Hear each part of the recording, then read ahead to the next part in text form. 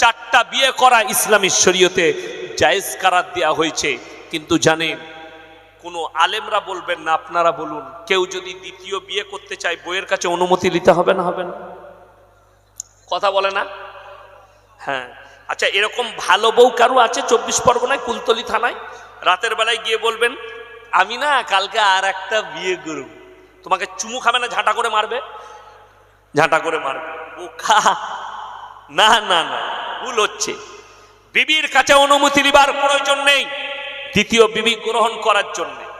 অনেক মায়েরা মনে মনে করছে আচ্ছা বাজে হুজুরকে দাওয়াত দিয়েছে, এই তো আবার বিয়ে করার কথা বলছে, তাই না? আর আমাদের অনেক যুবক মনে মনে করছে দামি হুজুরকে দাওয়াত দিয়েছিস, কালকে আমি দীপালিকে বিয়ে করব, তুইও মার খাবি আমিও খাবো। ইজাজত বিবির কাছে নয়। আল্লাহ তাআলা যেখানে নিষেধ করলেন, যদি তোমার মনে হয় দুটো বিবিকে সমান চোখে দেখতে পারবো না, তোমার জন্য একটাই বিবি যথেষ্ট। কারুর যদি দুটো বউ থাকে আর একটা বউকে যদি 500 টাকা দামি শাড়ি দেয় আর একটা বউকে 300 টাকা, সে যদি কাবা ঘরের তাহাজ্জুদের নামাজ পড়ে তার কবরের আযাব পৃথিবীর কোনো মৌলবি দোয়া করে আটকাতে পারবে না, এটা লিখে নিয়ে যান। কারুর যদি দুটো বউ থাকে, একটা বউকে 40 টাকা কিলো চাল দেন আর একটা বউকে যদি 20 টাকা কিলো, একজনের সঙ্গে সম্পর্ক ভালো আর একজনের সঙ্গে সম্পর্ক ভালো নাই, তোমার নামাজ পড়ে লাভ হবে না। কিয়ামতের দিনে তোমাকে কেউ রুখতে পারবে না, কোনো বাপের বেটা মৌলবি তোমাকে জান্নাতে নিয়ে যেতে পারবে না। আল্লাহর কাছে হিসেব দিয়ে তবে তুমি জান্নাতে প্রবেশ করতে পারবে উদ্ধার হলে। শুনেলেন আল্লাহ কেন 4টা বিয়ে জায়েজ করলেন? তোমার স্ত্রী যদি বন্দা হয়, বাচ্চা না হয়, বংশ বিস্তারের জন্য তুমি আর একটা বিবাহ করবে। কিন্তু যদি তোমার মন বলে আমি দুটো বিবিকে সমান চোখে দেখতে পারবো না, তখন তোমার জন্য একটাই বিবি যথেষ্ট। এরপর কোন মুসলিম ছেলে দুটো বিয়ে করেছে, দিয়ে একটা বউকে জ্বালাচ্ছে, এটার জন্য ইসলাম খারাপ হয়ে যাবে? কথা বলে না? এটার জন্য মুসলিম খারাপ? ভুল, সেই ব্যক্তি খারাপ। আর আমি আপনাকে ভারতবর্ষে শুধু মুসলিম নয়, মুসলিম হোক, হিন্দু হোক, দলিত হোক, আদিবাসী হোক, শিক্ষিত জ্ঞানী গুণী, কলকাতায় দেখিয়ে দেবো ঘরে একটা বউ, হোটেলে আর একটা গার্লফ্রেন্ড রেখেছে রাস্তায়। ঠিক বললাম না ভুল বললাম? যুগটাই খারাপ। কথাটা বুঝতে পারেননি? ঘরে বউ আর একটা গার্লফ্রেন্ড, তার সঙ্গে জিনা করে, তার সঙ্গে ব্যভিচার করে, ইসলাম নিষেধ করেছে। জিনা নিষেধ। 4টা বিয়ে করা জায়েজ মানে ওটা নয়। ডাক্তারে নিষেধ করে দিল তুমি তোমার স্ত্রীর সঙ্গে মিলামিশা করতে পারবে না। তোমার স্ত্রীর সঙ্গে তোমার সম্পর্ক রাখা, তুমি যদি মিলামিশা করো তোমার স্ত্রী মারা যেতে পারে, শরীরে ক্ষতি হতে পারে। ইসলাম বলছে তখন তুমি দ্বিতীয় বিবি গ্রহণ করবে, কিন্তু তার মানে এটা নয় যে এই বিবির সঙ্গে খারাপ ব্যবহার করবে। সন্দেহ যদি জাগে, তুমি তোমার যৌবনকে কুরবান করো, সন্দেহ যদি জেগে যায় আমি আমার দুটো বউকে সমান চোখে দেখতে পারবো না, তোমার জন্য একটাই বিবি যথেষ্ট। এটা ইসলাম, এটা শরীয়ত। শুনে রেখে দেন, আল্লামা তাকি উসমানী বর্তমানে পৃথিবীর সবথেকে বড় মুফতি। পাকিস্তানে একটা কনফারেন্স হলো, সেখানে তিনি বক্তব্য দিতে গিয়ে বললেন, दुनिया क़यामत से पहले पूरे आलम में, पूरे दुनिया में हराम औलादों से भर जाएंगे। ইহুদি নাসারারা, বেঈমান কাফেররা ঠান্ডা মাথায় আপনার ছেলেকে দিয়ে, আপনার মেয়েকে দিয়ে, আপনার সন্তানকে দিয়ে কিভাবে জিনায় লিপ্ত করছে আপনি অনুভব করতে পারবেন না। আজকে শুনেলেন, এই ভারতবর্ষের হিন্দু হোক মুসলিম হোক, কারোর জন্য এই পরবটা প্রযোজ্য নয়। এটা খ্রিস্টানদের ক্রিসমাস 25শে ডিসেম্বর। আমি কলকাতায় দেখিয়ে দেবো, খ্রিস্টানদের থেকে বেশি মুসলিম আর আমাদের দেশের হিন্দু যুবক যুবতীরা পালন করেছে। ঠিক কিনা কথা বলেন?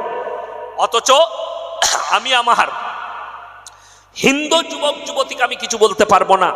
তাদের ধর্মগুরুরা তাদেরকে বলবেন যে তাদের ধর্মে এটা পালন করা যাবে কিনা। কিন্তু মুসলিম যুবক, তোমার জন্য পালন করা 25শে ডিসেম্বর হারাম। 1 জানুয়ারি এটা ভারতের সংস্কৃতি নয়, এটা মুসলমানদের আমল নয়। যদি কেউ জানতে চান, হুজুর বলেন কোরআনে নিষেধ কোথায় আছে? কোরআনে আছে সূরা ফাতিহার একবারই শেষ আয়াত, গায়রিল মাগযুবি আলাইহিম ওয়ালাদ-দাল্লিন। এটা মানে কোরআনে পাবেন না, তাফসীরে যেতে হবে, ব্যাখ্যা বিশ্লেষণে যেতে হবে। আল্লাহ রাব্বুল আলামিন বললেন, হে আমার নবী, মাগযুব মানে ইহুদি আর দাল্লিন মানে নাসারা। এই দুটো দলই পদভ্রষ্ট, আর এদের যারা অনুসারী হবে তারাও পদভ্রষ্ট হয়ে যাবে। এইটা কোরআন। আপনি যদি 1 জানুয়ারি পালন করেন, আপনার বাপ হাজী সাহেব হলেও তুমি পদভ্রষ্ট। আপনি যদি 25শে ডিসেম্বর পালন করেন, হারাম। যারা নিজেদের ছেলেদের বার্থডে পালন করে, এটা হচ্ছে খ্রিস্টান ইহুদিদের আচরণ, এটা ইসলামী শরীয়তে হারাম। বেঈমান কাফেররা ঠান্ডা মাথায় আপনার আমার সন্তানকে জিনা করাচ্ছে। তারা নাম রেখেছে 14ই ফেব্রুয়ারি ভ্যালেন্টাইন ডে, কাজ হচ্ছে জিনা করা। তারা নাম রেখেছে রোজ ডে, কাজ হচ্ছে জিনা করা। তারা নাম রেখেছে চকলেট ডে, কাজ হচ্ছে জিনা করা। তারা নাম রেখেছে কিস ডে, কাজ হচ্ছে জিনা করা। আমি আপনাদেরকে অবাক তথ্য দিয়ে যাব, জানোয়ারের মধ্যে আর মানুষের মধ্যে পার্থক্য আছে না? আছে। তারা অবলা প্রাণী, আমরা বলা মানুষ। শুনেলেন, আমাদের সমাজের লোক মনে করে ওটা 4 পায়া প্রাণী, আর আল্লাহ আমাদেরকে 2 পায়া দিয়েছে, আমাদেরকে কথা বলার যোগ্যতা দিয়েছে, প্রাণীকে দেয়নি। কিন্তু নট, এটা পার্থক্য নয়। আল্লাহ ইচ্ছা করলে একটা মানুষের চেহারা বানরের মতো করতে পারেন না? পারেন না? পারেন। আল্লাহ ইচ্ছা করলে একটা মানুষের চেহারা গরুর মতো করতে পারেন না? পারেন না? পারেন। তার মানে জানতে হবে এটা ফ্যাক্ট নয়, অরিজিনাল যেটা পার্থক্য। আজকে আমি ইয়াসিন জলসা করতে এসেছি, আমাকে যদি জিজ্ঞেস করেন হুজুর আপনার পরিচয় কি, আমি বলবো বাবা আমার পরিচয় আমি মোল্লা শওকত আলী মাজাহিরি ছেলে, এটা আমার পরিচয়। আচ্ছা, আমি বাপের নাম বলবো না মায়ের? বাবা বাপের। আমি যদি হাজী সাহেবকে জিজ্ঞেস করি আপনি কে, ইনি কি বলবেন? বাপের নাম বলবেন না মায়ের? বাবা মারা গেছে তাও বলবে আমি মৃত অমুকের ছেলে, ঠিক কিনা? কথা বলেন। সবাই বাপের নাম বলবে। আপনাদের এখানে ছাগল আছে না? নাই আছে। ছাগলের ছানা হলে পাঁটার ছানা বলেন না? ছাগলের ছাগলের। গায়ের বাচ্চা হলে গায়ের বলেন না? ষাঁড়ের গায়ের বাচ্চা। ইনসান আর জানোয়ারের আল্লাহ যেটা ফারাক দিয়েছেন, আল্লাহ তাআলা মানুষের যেটা পরিচয় দিয়েছে সেটা বাপের দ্বারা, আর জানোয়ারের পরিচয় দিয়েছে মায়ের দ্বারা। কথাটা বুঝাতে পারলাম? এখনো শেষ হয়নি। ইমাম আবু হানিফা রাহিমাহুল্লাহর কাছে একদল মহিলা এসে বললেন, হে যুগের ইমাম, ইসলামী শরীয়তে একটা পুরুষ 4টা বিয়ে করতে পারে, একটা মেয়ে কেন 4টা পুরুষ রাখতে পারে না? তিনি বললেন কালকে উত্তর দেবো, যাও। তিনি বললেন কাল উত্তর দেবো, বাড়ি যাও। সমস্ত মহিলারা চলে গেলেন পর্দার আড়াল থেকে। বিসমিল্লাহ। এরপরে তিনি বাড়িতে এসেছেন, পেরেশানির হালতে আছেন, পেরেশানির হালতে খানা খেতে বসেছেন, চিন্তিত আমি কালকে কি উত্তর দেবো। উনার মেয়ে জিজ্ঞেস করলেন, আব্বা আপনি এত চিন্তিত কেন? খানা খাচ্ছেন কিন্তু আপনার ব্রেন অন্য জায়গায়। বললে, মা মহিলারা আমাকে যে প্রশ্ন করেছে আমি উত্তর দিতে পারিনি। ইমাম আবু হানিফা রাহিমাহুল্লাহর মেয়ে বললেন, কালকে আমার কাছে পারবে? হ্যাঁ আমি পারবো। সকালে মহিলারা এসছেন, ইমাম আবু হানিফা রাহিমাহুল্লাহ বললেন, তোমরা আমার মেয়ের কাছে চলে যাও, তোমাদের উত্তর দিয়ে দেবে। তিনার মেয়ের কাছে সব মহিলারা এসে হাজির। তুমি কি আমাদের উত্তর দেবে? হ্যাঁ, তোমরা বসে যাও। রিওয়ায়েতে আছে সকলের হাতে একটা করে বাটি ধরিয়ে দিলেন, কটোরা। বলে এটাই কি করব? বললে তোমরা পর্দার আড়ালে যাও একে একে, আর নিজের স্তন থেকে দুধ বের করে নিয়ে এসো। সবাই একটু করে দুধ বের করে নিয়ে এসছে, একটা পাত্রের মধ্যে ঢেলে দিলেন, সব মিক্স হয়ে গেল। এরপরে ইমাম আবু হানিফা রাহিমাহুল্লাহর মেয়ে বললেন, এই দুধগুলো তোমাদের যাদের নিজের নিজের দুধ আছে সবাই বার করে লাও। সেই যুগটা টেকনোলজির যুগ ছিল না, সায়েন্সের যুগ ছিল না। বলে এই দুধগুলো বের করে লাও। তারা বললে, এ পাগল মেয়ে, এই দুধগুলো কি করে বার করতে পারি? এগুলো মিক্স হয়ে গেছে। বলে, পাগল আমি নয়, পাগল তোমরা।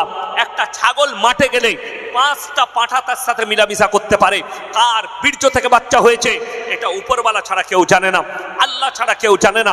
একটা গাই মাঠে গেলে 5টা ষাঁড় মিলামিশা করতে পারে। কার বীর্য থেকে বাচ্চা হয়েছে এটা আল্লাহ ছাড়া কেউ জানে না। অর্থাৎ জানোয়ারের পরিচয় মায়ের দ্বারা, আর বাপের পরিচয়, ইনসানের পরিচয় আল্লাহ দিয়েছে বাপের দ্বারা। বর্তমানে যাদের কাছে গুগল আছে, সার্চ করুন, আমেরিকা, লন্ডন, জাপান, জার্মান, উত্তর কোরিয়া, দক্ষিণ কোরিয়া, স্পেন, যতগুলো বেঈমান কাফের দেশ আছে তারা তাদের পার্লামেন্টে পাস করিয়ে ফেলেছে। এরপর থেকে কোনো বাচ্চা যদি মনে করে, কোনো ছেলে যদি মনে করে মায়ের পরিচয়ও বাঁচতে পারে, সেটার নাম হচ্ছে রিলেশনশিপ। আমি রিলেশনে আছি, এই পাপটা এসছে কাদের কাছ থেকে? হলিউড আর বলিউডের কাছ থেকে ছড়িয়েছে। কেন? এদের কাছে নোংরামি ছাড়া আর কিছু নেই। আপনি বুঝতেই পারবেন না। আজকে দেখতে পেলেন বলিউডে একজনের সঙ্গে একজনের বিয়ে হয়েছে, কালকে দেখতে পাবেন ও আবার অন্যজনের বউ। ওদের বিয়ে লাগে না, খালি মুখে বলা, মুখে বলা। এই 24 পরগনার বাংলার একজন আর্টিস্ট ছিল, মুসলিমদের সাংসদ হয়েছিল, সে বিয়ে করেছে একজনের সঙ্গে, তার ছেলে হচ্ছে অন্যজনের, বলছে সন্তানটাও মুখে। এই হচ্ছে এদের চরিত্র। আর এদিকে মানুষ ফলো করছে, করছে না করেনি? আজকে দেখে নেন, কোনো ছেলে যদি দাড়ি রাখে, 5 ওয়াক্ত নামাজ পড়ে, আর সে যদি মেয়ে দেখতে যায় বিয়ের জন্যে, মেয়েরা কি বলছে? ও খ্যাপা, ওকে বিয়ে করবো না, দাড়ি রেখেছে। কিরকম ছেলে চায়? শুয়োরের মতো চুল কাটতে হবে, গুটকা খেতে হবে, গাঁজা খাবে, বলছে ওই ছেলেটা স্মার্ট। এটা হচ্ছে কিয়ামতের আলামত। বড় কষ্টের বিষয়। আপনি মেয়ের বাপ, আপনি বিয়েতে ছেলে দেখতে গিয়ে শর্ত রাখতে পারেন না যে আমার জামাই হবে তাকে 5 ওয়াক্তের নামাজি হতে হবে। আপনি শর্ত রাখতে পারেননি। আপনি বৌমা দেখতে গেছেন, আপনি শর্ত রাখতে পারেননি আপনার মেয়ে যেদিনে আমার বাড়িতে বউ হয়ে যাবে, এখান থেকে বোরকা পরে পর্দা করে যাবে, জীবনে আর ওই বোরকা খোলা যাবে না। আমাদের দেশে তো সিস্টেম আলাদা। এখন বেটা বিয়ে করে নিয়ে এসছে, ওই বউটাকে দেশের লোককে দেখাতে হবে, দিয়ে স্টেজ করে বস করিয়ে দিচ্ছে, বলে এটা আমার বউ, সরকারি বউ, সবাই দেয়। আর বন্ধু বান্ধবরা ঢুকবে, আর ঢুকে বলবে দেখ মালটা কেমন পেয়েছে, তোর বউকে মাল বলবে, কত ভালো লাগবে। বড় কষ্টের বিষয়। এইগুলো সব বেঈমান কাফেরদের আখলাক। আলেমকে জিজ্ঞেস করুন, এমন একটা যুগ গেছে, রাসূল সাল্লাল্লাহু আলাইহি সাল্লামের যুগে মসজিদের ভেতরে নিকাহ হয়েছে, মসজিদের ভেতরে বিবাহ হয়েছে। আমি 17টা বছর বিয়ে খাওয়া ছেড়ে দিয়েছি, বিয়ে বাড়িতে যাই না। তার কারণ একটাই, সেখানে নারী পুরুষ একসাথে। আর আমার মা বোনেরা এমন পোশাক পরে পৌঁছায়, শয়তানু তাদিকে দেখে লজ্জা পায়, এত পোশাক খারাপ। আপনারা বলুন তো, ইসলামে পর্দা করা ফরজ না ফরজ নয়? ফরজ। আপনি পর্দা রাখতে পেরেছেন? বড় কষ্টের বিষয়। আজ সমাজ বলে না, এই হুজুররা কিছুই জানে না, এটা মডেলিং এর যুগ, ছোট পোশাক পরবে নারীরা, এটা মডেলিং। ছোট পোশাক পরাটা যদি মডেলিং হয়, জানবেন কুলতলি থানায় সব থেকে বড় মডেলিং হচ্ছে কুত্তাগুলো, যারা কোনো পোশাকই পরে না। এদের থেকে বড় মডেলিং কেউ নেই। একটা চকলেটের দাম 1 টাকা, ঠিক কিনা কথা বলেন? একটা চকলেটের দাম 1 টাকা। সেটা যদি আপনার এই বাজারে কেউ প্লেটে করে ছিলে বিক্রি করে, সেই চকলেট কেউ কিনবে প্যাকেট থেকে বার করে? কেন? ধুলো পড়েছে, মাছি বসেছে, আর ইজ্জত নষ্ট হয়েছে। হাইরে মুসলমান, 1 টাকার একটা চকলেট প্যাকেট থেকে খুলে যদি টেবিলে নামিয়ে বিক্রি করে, তার ইজ্জত নষ্ট হয়েছে। যার কারণ তার উপরে ধুলো বসেছে, মাছি বসেছে। এই 1 টাকা চকলেটের এত মূল্য তোমার কাছে প্যাকেটের মধ্যে থাকতে হবে, বড় কষ্ট লাগে। অথচ তোমার বিবির ইজ্জত তোমার কাছে নেই। জেনে রেখে দাও, 1 টাকার চকলেট খুলে দিলে যদি ইজ্জত চলে যায়, তোমার মায়ের কতটা ইজ্জত, তোমার বিটির কতটা ইজ্জত, তোমার বোনের কতটা ইজ্জত। তারা যদি নিজের প্যাট পিট খুলে রাস্তায় চলে, সেখানে মাছি বসবেন। তুমি ভেবে দেখো, কোনো পরপুরুষের নজর পড়বে না। অথচ কোরআনে আছে, ওয়াদরিব খুমুরিহিন্না আলা জুনুবিহিন, হে নারী তুমি পর্দা নির্ধারিত করো, তোমরা কোনোদিন ধর্ষিতা হবে না, তোমরা কোনোদিন লাঞ্ছিত হবে না। এটা কোরআন, আল্লাহ তাআলা হুকুম দিয়েছেন। তোমরা কোনোদিন ধর্ষিত হবে না, তোমরা কোনোদিন লাঞ্ছিত হবে না। আমি বলে যাচ্ছি ভাই, হে আমার ভাইজান, আপনি আপনার স্ত্রীকে পর্দায় নিয়ে আসুন। সামান্য ভেবে দেখুন, আপনি নিজেকে মুমিন বলে দাবি করছেন, অথচ সকালবেলায় মোটরসাইকেল নিয়ে আপনি চলে যাচ্ছেন নিজের বিবিকে কুলতলি নিয়ে যাবেন ডাক্তার দেখাতে। আপনার ফুল হাত শার্ট, ফুল প্যান্ট, পেছনে বিবি বসে আছে, বিবির প্যাটু বেরিয়ে আছে, পেটু বেরিয়ে আছে, সব কিছু বেরিয়ে আছে।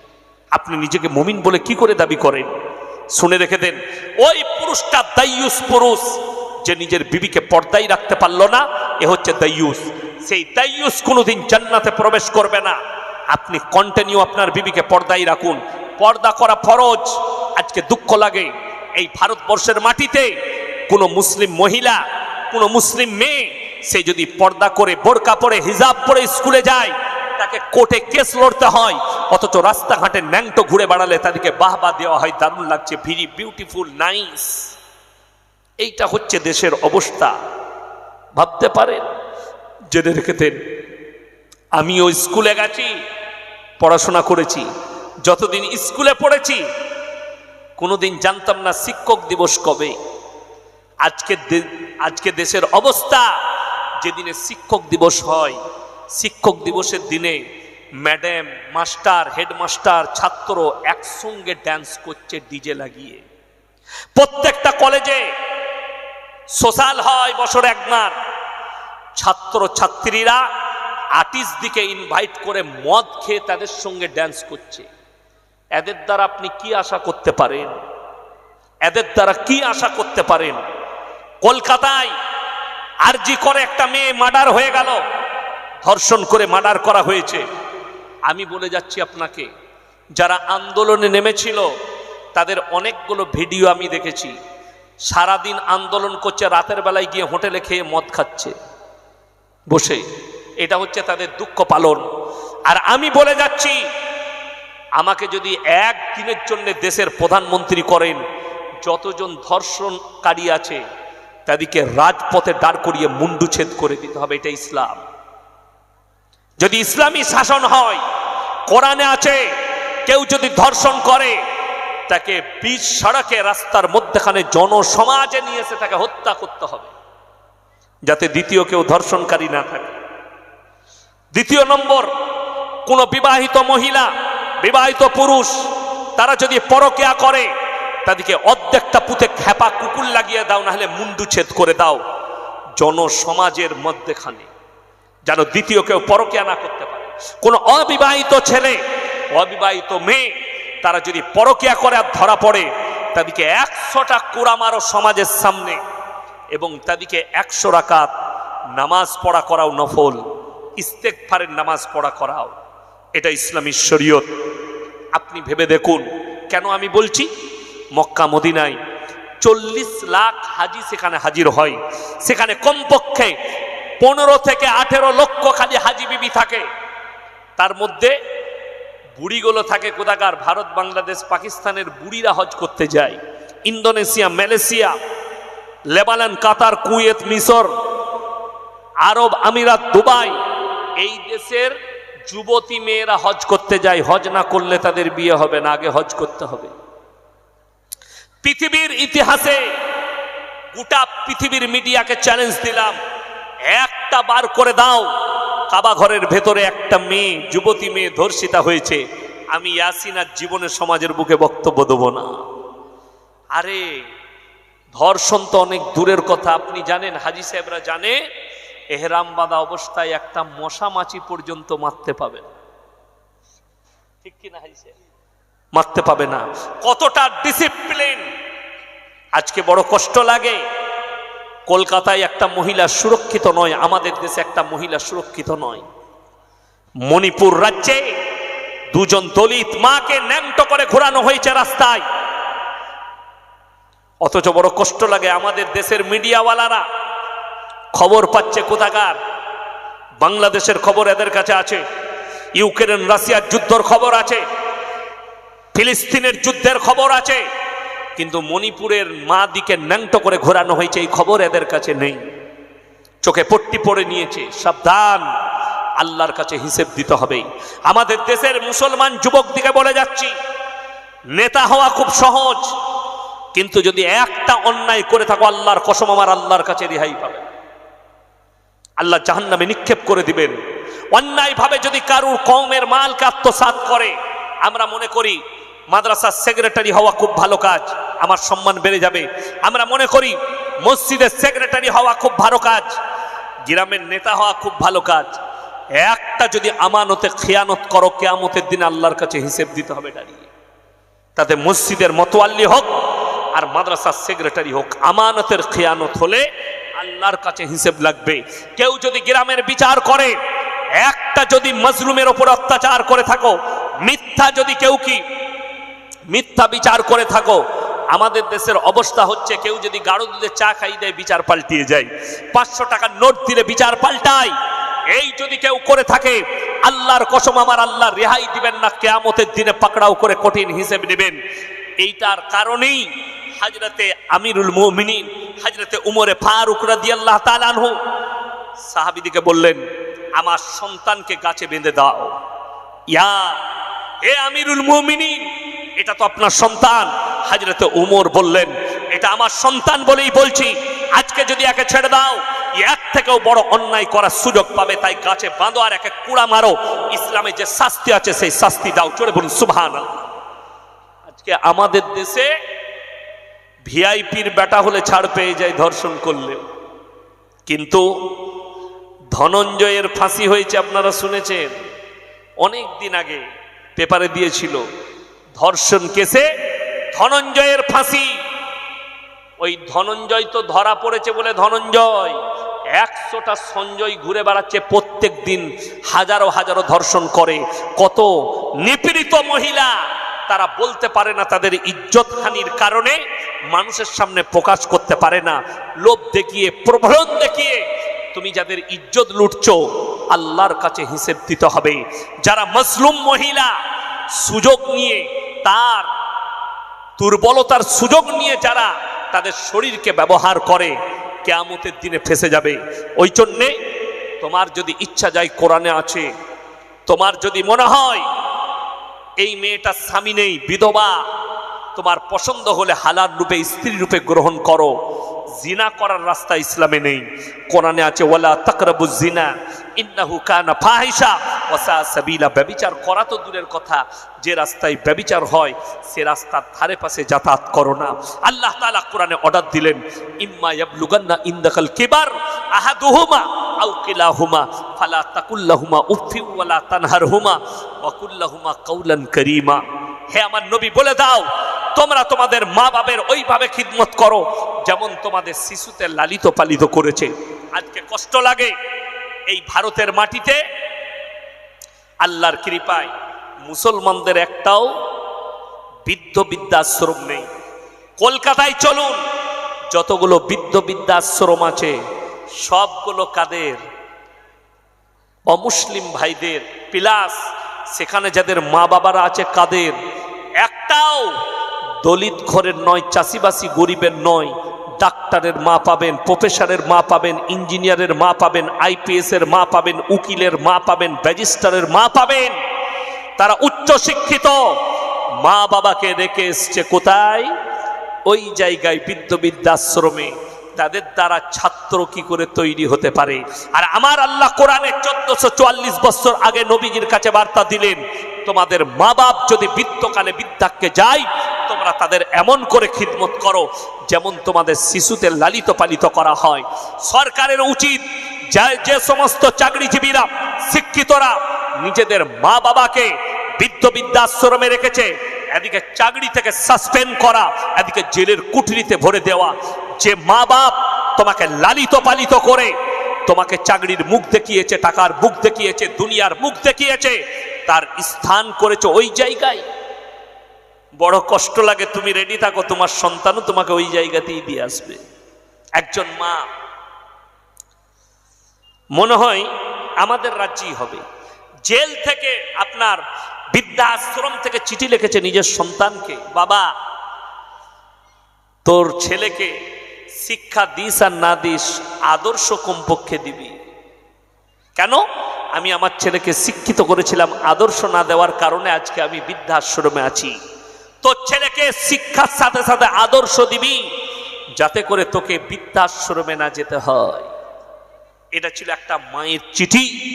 আমার বাবাজিরা, আমার ভাইয়েরা, সবাই হাত তুলে বলুন আজ থেকে নামাজি হব। জোরে বলুন ইনশাআল্লাহ। সবাই নামাজি হবেন, দিনদার হবেন। আপনারা অনেক টাকা দিয়েছেন মাদ্রাসার জন্য। আমি অনেক দূরের মানুষ, আমি প্রত্যেক দিন মাদ্রাসার ক্লাস করি। কালকে আমার মগরাহাটের পাশে জলসা আছে, আমি এখন বাড়ি যাব। কালকে বেলা 3টেই বার হব বাড়ি থেকে। কালকেও এরকমই 9:30টার দিকে টাইম আছে আমার মগরাহাটে, আমি এসে পৌঁছাবো। আমাকে বলেছিল এসার পরেই চাপাবো, যার কারণে আমি বাড়ি থেকে 11:30টায় বেরিয়ে গেছি। রাত্রে ঢুকেছি আমি ফজরের সময়, ঘুমাতে পাইনি, ঘুমের অভাব। আমি গাড়িতে চাপলেই ঘুমিয়ে যাব। আপনারা আমার জন্য দোয়া রাখবেন, আমি আপনাদের জন্য দোয়া রাখি। এই কমিটি যারা মাদ্রাসার উদ্যোগ নিয়েছে, আল্লাহ তাআলা এই মাদ্রাসাকে কামিয়াবি দান করুক, বলুন আমিন। এই মাদ্রাসাকে দিন তুগুনি রাত চুগুনি আল্লাহ তারাক্কি দান করুক। আমি খালি লাস্টে বলবো, কোরআনে পারা কটা আছে বাবা? 30টা পারা আছে কোরআনে। আপনাদেরকে অনুরোধ করে বলছি, কোরআনে 30টা পারা আছে। কোরআনে আল্লাহ তাআলা বলেছেন, 3টে ব্যক্তি যদি তোমাদের কাছে হাত পাতে কোনোদিন ফিরিও না। নাম্বার 1, ওয়া আতিদাল কুরবা, তোমার কাছের গরিব যদি হাত পাতে তার হাতকে জীবনে ফিরিও না। নাম্বার 2, ওয়াল ইয়াতামা ওয়াল মাসাকিন, এতিম আর মিসকিন যদি হাত পাতে হাতকে ফিরিও না। ওয়াবনাস সাবিলি ওয়ালা তুবাদ্দির তাবদীরা, আর মুসাফির যদি হাত পাতে তাদের হাতকে জীবনে ফিরিও না। আজকের এই জলসায় আমি সব থেকে বড় মুসাফির। আমার ভাই কোরআন শরীফ 30টা পারা। আমি বলবো 30 জন ভাই 500 করে লগত কোরআন শরীফের জন্য টাকা আমার হাতে কে দিবেন? মাত্র 500 করে টাকা বলেছি লগত কোরআন শরীফের জন্য। 30টা কোরআন শরীফ, জাকিরা, গচ্ছিত সম্পদ। কিয়ামতের দিনে মানুষ কাঁদবে, আমি যদি আরো কিছু বেশি টাকা দিতাম আমার জন্য মঙ্গল হতো। আল্লাহ নবী সাল্লাল্লাহু আলাইহি সাল্লাম বললেন জাকিরা। সাইফুল মোল্লা দাদা দাদির নামে 2000 টাকা দিয়েছেন। আল্লাহ তাআলা দানকে কবুল করুক, আল্লাহ জানে মালে ইজ্জতে বরকত দেখ। আচ্ছা, সাইফুলের স্ত্রী জবেদা মোল্লা মা বাবার নামে 3000 টাকা দিয়েছেন। মাশাআল্লাহ, আল্লাহ দানকে কবুল করুক, নেক নিয়তকে আল্লাহ পুরো করুক, কারোবারে আল্লাহ বরকত দেখ, রুজি রোজগারে আল্লাহ বরকত দেখ। আমার ভাই কেউ নেই 500 টাকা পকেটে নেই, 500 টাকা একজন আল্লাহর বান্দা নেই। 30টা চেয়েছি, মাত্র 30টা কোরআন শরীফের জন্য। 30টা অনেক টাকা দিয়েছেন, আমি জানি আমার চাওয়াটাও ভুল হচ্ছে মনে হয় জানো, তারপরেও আমি এই মাদ্রাসার জন্য চাইছি, এই দিনের খাতিরে চাইছি, আল্লাহ রসুলের মহব্বতে। যদি কোনো একজন ব্যক্তি থাকেন 500 টাকা মাত্র কোরআনের জন্য, মাশাআল্লাহ উঠে আসুন বাবু, মাশাআল্লাহ আসুন ভাই, একটু সাইড দেন, আসুন। 500 করে টাকা বলেছি মাত্র। মায়েদের মধ্যে যদি কেউ থাকে আসুন। জাযাকাল্লাহ, আল্লাহ তোমাকে জাযায়ে খায়ের দান করুক, তোমার ইজ্জতে আল্লাহ বরকত দেখ। আসুন ভাইজান আসুন, মাশাআল্লাহ। কি নাম? মাশাআল্লাহ, আল্লাহ তোমার দানকে কবুল করুক, নেক নিয়তকে আল্লাহ পুরো করুক, কারোবার আল্লাহ বরকত দেখ। ভাই 3য় নম্বরটা কে আছে? 2 জন হয়েছে, আসুন বাবাজি আসুন, মাশাআল্লাহ আসুন ভাইজান, মাশাআল্লাহ। এই দেখেন আরো একজন ভাই, 3টে হয়ে গেছে, জাযাকাল্লাহ। 4টা হয়ে গেছে। আমার ভাই আর কে আছে? 4টা কোরআন শরীফ হয়ে গেছে। 4 জন আমার ভাই দিয়েছেন। আল্লাহ ইনাদের জানে মালে ইজ্জতে বরকত দাও, ইনাদের কারোবারে বরকত দাও, রুজি রোজগার আল্লাহ বরকত দাও। আর কে আছেন ভাই? উঠে এসো, আসুন আসুন ভাই, সাইড দেন, আসুন। জাযাকাল্লাহ, মাশাআল্লাহ। আল্লাহ তোমার হায়াতে বরকত দেখ, আল্লাহ কারোবারে বরকত দেখ, পূর্বপুরুষকে আল্লাহ জান্নাতি করুক। আমার ভাই 5 জন হয়ে গেছে, 5 জন। আমি 30টা চেয়েছি, 5 জন হয়েছে। কমপক্ষে 10 জন দেন। 5 জন হয়েছে, আর 5 জন যদি কেউ থাকেন, মাত্র 500 করে টাকা চেয়েছি এই মাদ্রাসার জন্যে, কোরআনে এতিম মিসকিনের জন্যে, যেখানে এতিম মিসকিনরা পড়বে।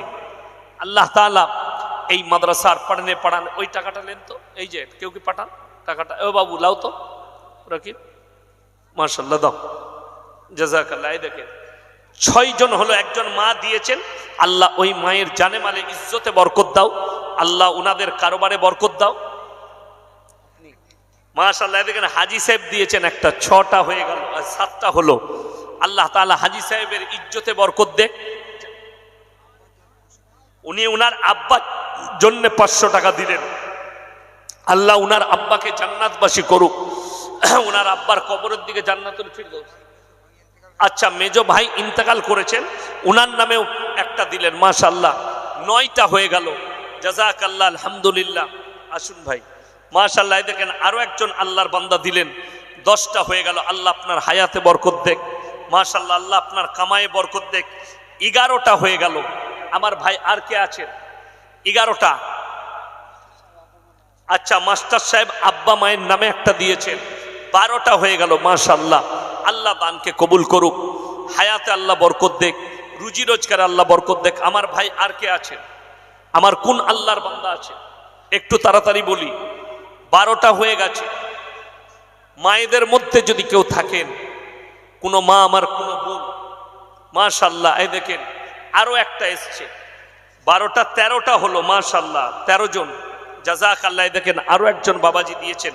আল্লাহ আপনার হায়াতে বরকত দেখ, পূর্বপুরুষকে আল্লাহ জান্নাতি করুক। 14টা হয়ে গেছে।